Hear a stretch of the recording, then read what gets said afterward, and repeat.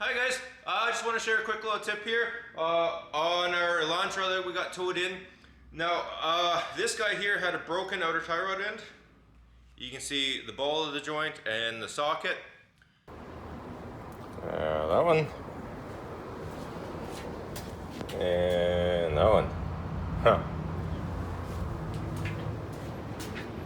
Yeah, definitely needs an alignment. So, towed in, they brought it right into the bay, but unfortunately the tow truck driver didn't do an amazing job getting it in here. So it kind of seemed like it was a little bit more effort than it was worth trying to get it actually on the hoist. It's a little far to that side, a little far to my toolbox. So, you know what? It's such an easy job normally, I figured it's not worth it. I'm just going to do it there. Now, the problem with doing one of these when it's broken is the jam nut. Sometimes, you know, you get an older vehicle like this, it's a little crusty. Those things don't like to loosen. So, when it's broken like this end isn't held. So how are you going to loosen that jam, or not so much how are you going to loosen the jam nut, how are you going to hold the outer tie rod or the inner tie rod, prevent that from spinning, so you can loosen that jam nut? A crusty vehicle like this, I can tell you right now, a pair of vice grips ain't gonna cut it. You could try going something bigger, you know, these PWZ pliers or a regular pair of, you know, monkey wrench pliers, or, you know, a bigger set of these. But the problem is, it's on the ground. Awfully hard. If it was up in the hoist, you got two people, sure, no problem, right? But tricky to get these in there with limited space. So is there anything else you can do? Because keep in mind, stupid quick job, we don't think it's worth the hassle of getting it on the hoist, because we just want this boom, boom, boom out. Well, you can get these inner tie rod end tools, right? And you know what? It's just a U-bolt, and it clamps down on an inner tie rod end, and you know, it's self-explanatory really, right? You put a ratchet on there and it grabs it really tight. Now the problem with these, I used to think, is that's designed for an inner tie rod end and a bigger inner tie rod end. Well, as you can see, that ain't gonna grip. Well, there is a thing we can do, and this is the part of the trick that I wanted to show. So, let me get you over to the toolbox and kind of show you some of the stuff that I keep. It may look weird, but certain bits of hardware have uses. Sometimes you gotta think outside the box. So let me get you a shot of my toolbox and I'll show you how we're gonna hold this thing. All right, so we're over to the shiny new toolbox. Oh, ain't she a beauty? And as you can see, it's definitely a little tight. I haven't moved this. This is as it was dropped off. Could have fudged it a little bit, but I didn't feel like it. Again, such an easy job. So, couple things that I keep. They do come in handy. If I could open this drawer enough. No, I can't. What I was gonna show, maybe I can move this stuff a little bit. Come on. Yeah, not really. I'll just put some pictures up afterwards once I get this moved. In there, what I keep is I keep various things like, well, there's one over here actually. Kind of getting beside the point. When you do press in bearings, right?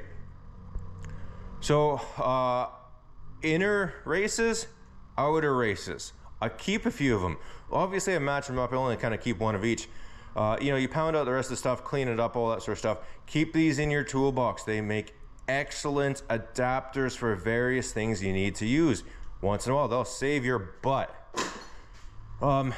And as well, if we look in this drawer, look at that.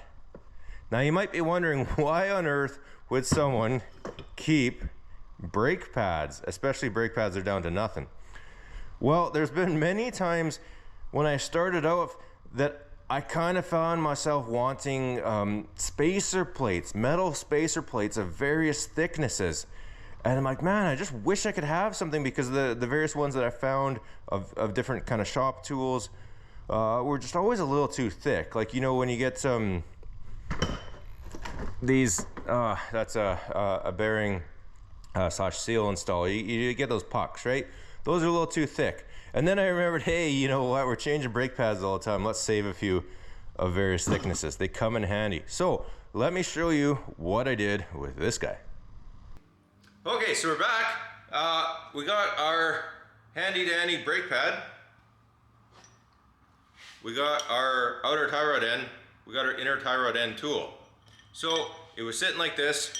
So you put this like this, put your brake pad through, and also maybe you can see, I don't know if that's going to show the bend on that. Maybe you can get the idea of what I'm going to do. If I can get that back through there, okay. Now we get our impact. Shove that over to the side a little bit. Just like so. Tighten that up.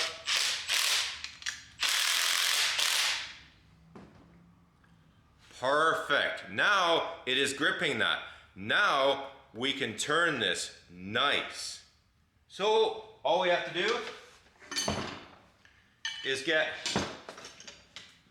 a big ratchet on there, the 1/2 inch ratchet. We put our 24 mil wrench on the jam nut. Now we have another problem, because we're reaching through the wheel well, right? We can't go underneath. So we got a big ratchet on this tool. Well, how are we going to hold this little dinky wrench? Again, we don't have room to give anything a hit or anything like that. Everything's kind of floppy, so we have to hold things. We're going to have to apply a lot more force. We can't apply any impacts. So the answer to that is 2 large 1/2 inch ratchets. Well, how do you hold the wrench with a 1/2 inch ratchet? Let me show you. Thanks for asking. Box end. What's the opposite of a box end? An Allen socket. This one, custom made, mind you. Look at that. Fits like a glove. If you need a 24 mil Allen, find yourself some bolts and nuts that are 24 mil on the outer side. Don't buy a 24 mil Allen socket. They're stupid expensive. Usually you can only find them in like Snap-on or Mac or whatever. This guy here, that ain't gonna break. So you got this on your jam nut. Now you got a socket. Of course, it's gonna be awkward to do holding. Now all of a sudden you can hold that with a great big ratchet. You can put some extensions on there. Oh no! Good thing these things are warranted. So now you can kind of be like this, where you can hold one and then pull on the other, and you got so much torque, you got so much leverage that boom, no problem, you can crack that sucker loose, and then you can do the rest of the job easy peasy. No worrying about fiddling with a car with broken steering linkage, right? Get it done, get it back together, then you can drive it out and save yourself a headache. And as well, a couple things I wanted to point out. I'd mentioned this before on another little video. I'll put a link in the description for that, about using these Allen sockets to adapt to that. But I kind of want to show a few real world applications of just some thinking outside of the box, right? You can get wrench holder extenders that just have a couple of fingers that fit around the wrench. But the problem with that is it gets in the way. You don't have any options. Whereas to adapt it to a socket, you know, you can, of course I shouldn't have used a locking one. These things always lock. You know, you can put it on a flex head ratchet, you can change your angles, you can add extensions, you can do all kinds of things. You can get this so it's in a position where it's not gonna hit either the frame of the vehicle or your hoist, you know, especially if you're on a drive-on rack, all that sort of stuff. So these are awesome. I wanted to kind of mention that. The other thing I wanted to mention is In particular, these inner tie rod end tools that are like the U-joint style, or U-bolt style, they're stupid cheap, they're really handy, and you know what? If it's too big, just put something in there to jam it up. And keep some brake pads. They're handy. Then when you destroy them, you throw them away. That way you're not destroying a part of a special purpose tool. Whether it be something cheap like a bearing race installer or something more expensive, difficult to find, right? If you're gonna do something like that, use something throwaway like a brake pad. So just want to pass on a couple little pointers like that. Hopefully it can help you out along the way. Let me know what you guys have done for when you get vehicles towed in that have broken steering suspension components.